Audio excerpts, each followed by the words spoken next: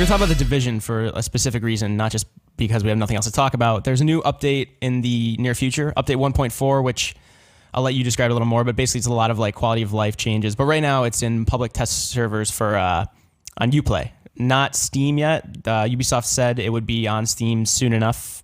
I don't know, it's in their words, but so tell me, is this like what's up with the update? Why would this bring people back? Why are we talking about The Division again? Yeah, I think the big thing going on in The Division right now is so they delayed their DLC, Survival and Last Stand, and they're trying to get the core game hook as good as they can. A lot of the things they've done or they're testing right now are quality of life improvements. On the shooting side, they're trying to lower time to kill.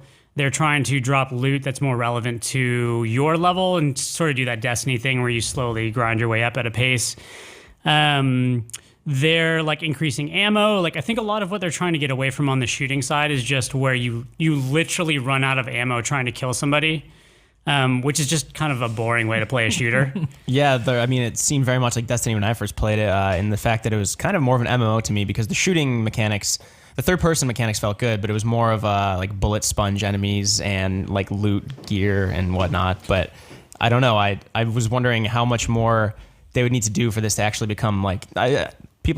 Someone had said it's kind of like the Taken King, like you had said, the way you're kind of just grinding for like levels now instead of going for these specific exotic items, etc. Yeah, and I think, again, like if you're going to have an MMO that's a shooter, you have to start with the best shooting, right? Or else you don't have anything. Which Destiny has really good mechanics. And the reason that I think the reason that people stuck with Destiny for so long as a like year-long beta test up until Taken King was that the core shooting was so good that it was worth sticking around to see what happened with the loot system. Because like Destiny was a game where you got to a boss after a long game and you shot them and nothing came out, right? It was just totally busted loot system. Division, it was like a very similar feel. You just didn't feel like you were gaining much of anything as you played. If you played the game kind of casually as it was meant to be played, if you were willing to get into the whole resource grind, like someone like Eric Tay did, then you could probably get what you were looking out of it, that sense of satisfaction. But I don't know, for a guy like me, I'm a shooter fan. I was looking for good shooting mechanics, and time to kill was a big issue. The other big issue, which they have not addressed in this patch yet, or they've not addressed in the public test, is just lack of enemy reaction, right? So if enemies run at you with high-powered weapons, it's a cover-based shooter, and you are the only one who has to take cover. And if they're running straight at you and they don't stagger or have fear or do much of anything, except for a couple of weapons, like the LMG where they'll suppress, then like what do you have? You don't really have a cover-based shooter. Right. You just have a game where people charge at you and kill you at point-blank range. Yeah, like the few hours I did play, it was infuriating that people with baseball bats could run up to me and I could put 10 bullets in them and they'd still be alive. One hit from that baseball bat would kill me. Yeah. It's like, what? This is a very, very off-topic tangent, but I remember that's one of the reasons I didn't like Resident Evil 6, because like for the first time in the series, when you shoot zombies, they're not reacting. Yeah. And there didn't feel like there's any impact. And in a shooter, I want to feel that impact. Like Destiny, you get the headshots, a lot of times their head explodes. Like they drop an item, you kind of, when you knife them, they go flying. It makes sense. It feels like you're actually affecting the enemies in the game world. And I remember that too, because I was watching the health bar, not the enemy, as I was just unloading magazine after magazine into them. And I guess my question is, this pushed the DLC back, like you were saying. Survival, the next planned one, is like later this year at some point, and Last Stand is next year now, 2017. Do you think this update will be worth getting into, or do you think people are still better off waiting for the DLC? I think what's going to bring people back is the DLC, and I'm guessing that their intention is that they'll retain those people with better quality of life. So they're also making other things easier in this game. So in addition to new content that it may or may not be good, I don't know, like that's still up to them. They're doing small things like, weapon skins used to take up all of your inventory space. So if you wanted cool skins for your weapons, you had to give up like tangible items in the game. They didn't have basic stuff like bulk conversion at crafting stations that they're trying to get in now. So you would spend like tons of time pressing each one to break it down. The big one that is a big deal for me is locking items, which is something that's been in Destiny for a while. But you could very easily have accidentally deleted a lot of your high-level gear in this game if you marked a bunch of stuff to delete it, to break it down, but you were accidentally clicked on your gun that you were using, which is common, and you hit delete whatever you marked, it would also delete your main gun. And it didn't tell you that was equipped or that was your best gun? There wasn't like a warning, hey, you're about to delete your favorite, whatever. So like these quality of life improvements give the game the potential that if the next DLC has enough content, that people will stick around after that and continue the leveling grind, and they might enjoy the lower time to kill and like just the general shooting better. So it's an opportunity for them. That being said, I don't know. Their first DLC just should have been called A Room, like DLC The Room, because that's all it was. Their incursion was just like a place you walk into, you saw the boss right away. It was just standing there. Yeah. And the only thing that mode did was flush you out of cover in a cover-based shooter continuously until you killed the thing at the other end of the room. And it just wasn't compelling.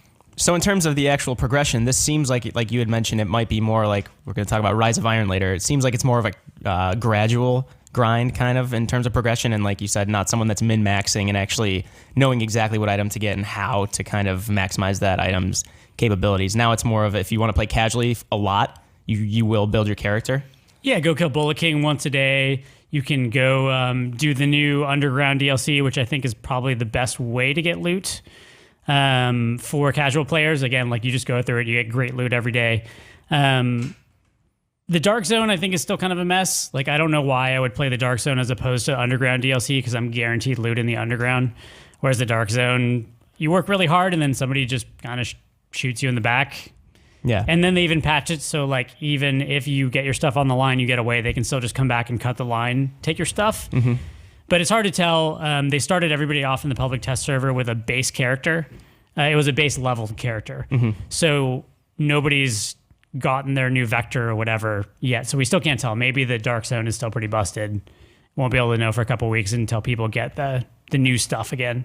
Yeah, I mean, I only played a few hours of this game, and the reason I liked it, and I think the reason it was initially appealing to me before it released, was just the game world, this decrepit New York City that, you know, like you had spent a lot of time when you were younger. Not a decrepit New York City, but New York City. No, decrepit New York City. Yeah, you hung out in the slums, and as you would. But no, I think this is what I've been waiting for. The DLC was never interesting to me. Some like big revamp that would actually make the game fun to me was what I was waiting for. So I'm wondering, it doesn't sound like this is enough, but maybe I'll still try, go back and play an hour and see if it's like gripping me. But I mean, we have a lot of games coming out, but The Division is the one this year that I feel like I didn't give a chance.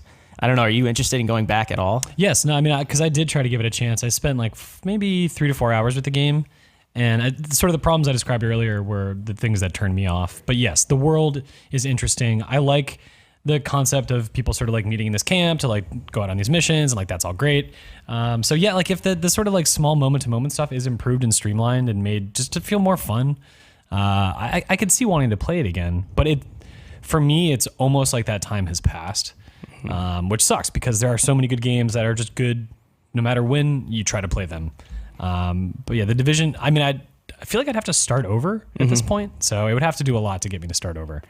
It's interesting because, I mean, you mentioned starting over. I think when Taken King came out, a lot of us were jealous of people who maybe never played Destiny before. Yeah. Because they were getting the full experience. They were getting most of what the original design was for that game. Yeah.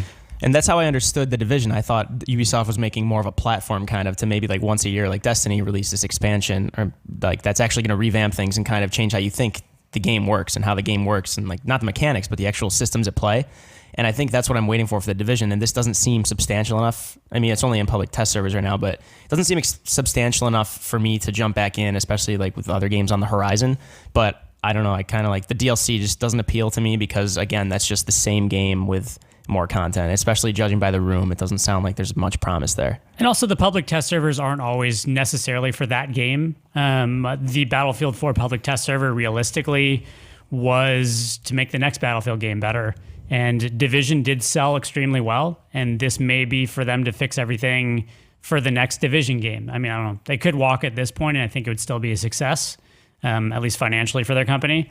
And they could make a better sequel if they wanted to, learning from the public test in the meantime. Cool. Yeah, well, that is the update 1.4 public test servers. The update is not officially out yet. That is available on Uplay, and it will be on Steam at some point. Ubisoft has not said when yet, but they said it will be soon. So go check that out and let us Let us know what you think in the comments below.